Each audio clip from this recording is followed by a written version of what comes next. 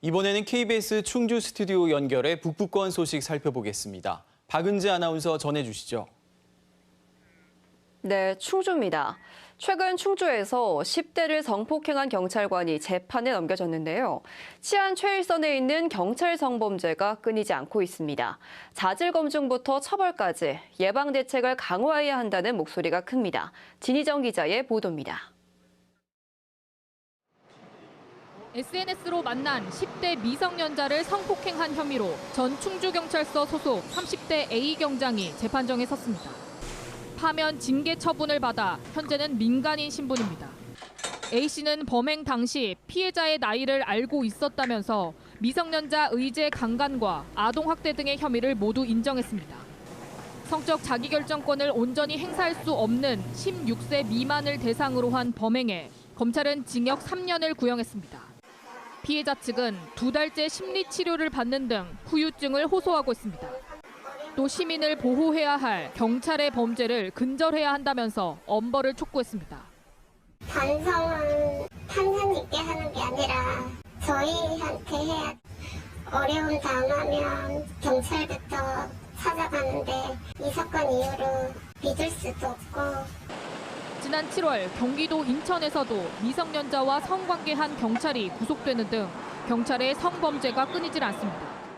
최근 5년 동안 성비위가 확인돼 징계를 받은 경찰관은 전국적으로 369명, 성희롱이 193명, 성폭력 등이 160명이고 성매매도 16명에 달합니다.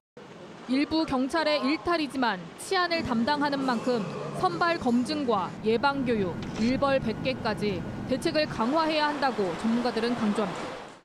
법을 집행하는 제복 입은 경찰관이기 때문에 시민들에게 미치는 충격이 훨씬 크거든요. 인적성이 형식적이고 참고사항만 되는 게 아니라 이제 채용 과정에서 중요한 역할을 할 수 있는 엄정한 준법 정신이 필요한 경찰의 범죄에 공권력에 대한 신뢰가 떨어지고 있습니다. KBS 뉴스 진희정입니다. 다음 소식입니다. 충주시가 내년부터 세계무술연맹에 대한 예산 지원을 중단하기로 했습니다. 무예 정책을 유네스코 국제무예센터 중심으로 일원화하기로 한 건데요. 충주시는 무예 정책의 효율성을 높이고 관련 재정 운영을 합리화하기 위해서 이같이 결정했다고 밝혔습니다. 충주시는 세계무술연맹이 연차 총회 비용을 개최지에서 부담하기로 하는 등 독립 운영 기반을 강화하고 있다고 설명했는데요. 민간 기구로서 자율적인 활동이 가능할 것으로 판단하고 있습니다. 제천 국제 한방천연물 산업엑스포 행사 기간에 관람객을 위한 무료 셔틀버스가 운영됩니다. 운행 노선은 제천역과 시외버스 터미널 등을 지나는 노선과 아파트 밀집 지역을 오가는 두 가지인데요. 오는 20일 개막일부터 다음 달 19일 폐막일까지 하루 최대 32번 운행됩니다. 엑스포 조직위원회는 또 교통체증을 줄이기 위해 행사장 일대 도로를 일부 통제하고 승용차와 대형버스 등 차종별로 주차 공간을 마련했습니다. 단양관광공사가 가뭄으로 어려움을 겪는 강원도 강릉 지역 주민을 위해서 200만 원 상당의 음료 12,000병을 기부했습니다. 기부 음료는 강릉관광개발공사와 함께 마련한 건데요. 강릉시 자원봉사센터를 통해 가뭄 피해 주민들에게 전달될 예정입니다. 음성 설성 문화제가 다음 달 17일과 18일 음성 종합운동장 일대에서 열립니다.